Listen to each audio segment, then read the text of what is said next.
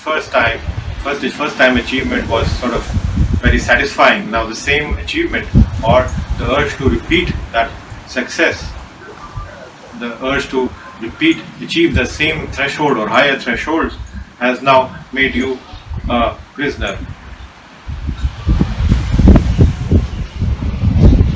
And you no longer are able to live and see and enjoy life as it is. Just chasing the absolute in the world of relative also leads to frustration, disappointments, change of moods, depression, and there's a whole bunch of qualities associated with it. Not only are you a prisoner of your own achievements now, but you also add to the sense of hypocrisy that exists in our society. Because what do you tell to young people? What do you tell to children? You tell them that those values of absolute values can be achieved in the world of relative.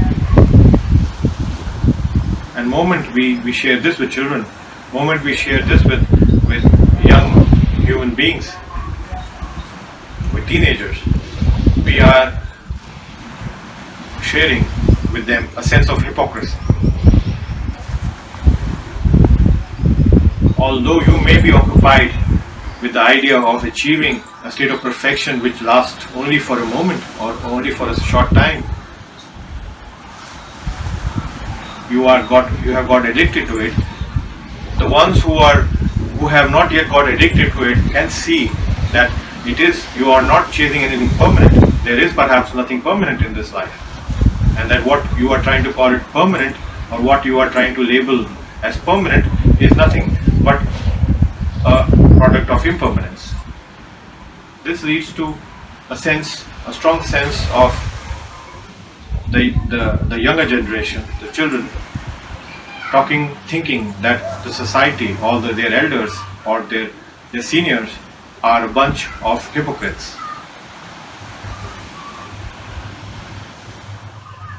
Because we can't be talking of absolute love, we can't be talking of pure love when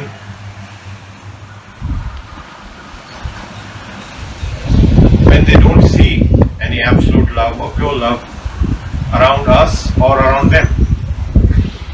We can't be talking of as a society of absolute or justice, absolute levels of justice, when they see injustice, various forms of injustices around us or around them. So all those absolute values, when we look for in the world of relatives, in the world of limited, we are not only suffering, we are not only working it out, we are not only in a state of constant conflict and not able to enjoy life and see life as it is, but at the same time we are selling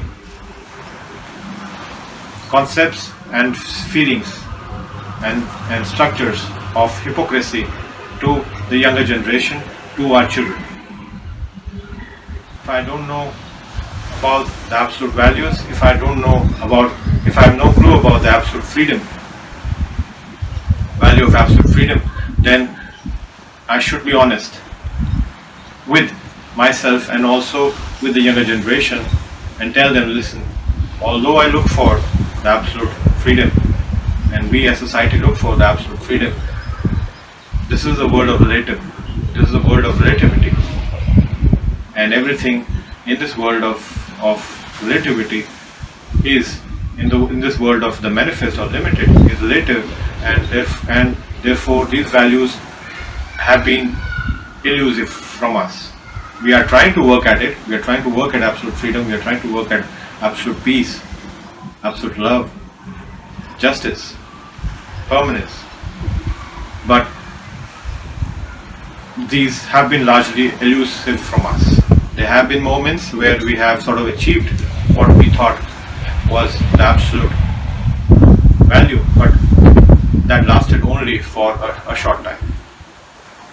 the important message for the youngsters, for the teenagers, for the children, for the younger generation changes from the message that look for the absolute in the world of relative to the message that these are absolute values of our own nature, but they lie in the realm of the unmanifested, which is our natural state.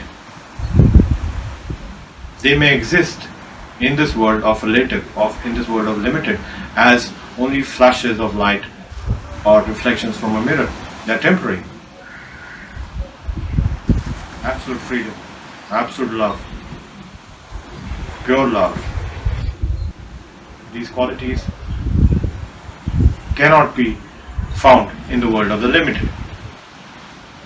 They are essentially the qualities of the unmanifested and have to be discovered, have to be rediscovered in our natural state. And what is the way to rediscover our natural state?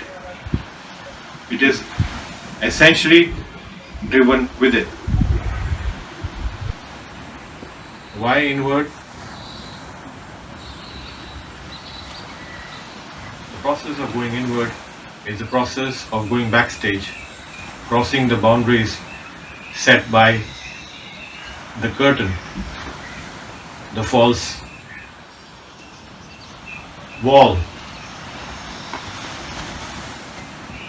To cross that false wall or curtain and go and find out and meet the real production team, the real powers, the real energies, the real intelligence behind this drama of life, the real team which is backstage, which is responsible for what is going on in front on the stage.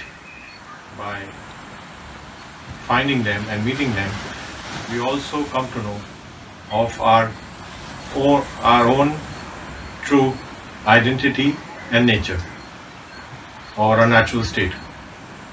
The point when we become aware of our backstage identity, the true identity which is backstage,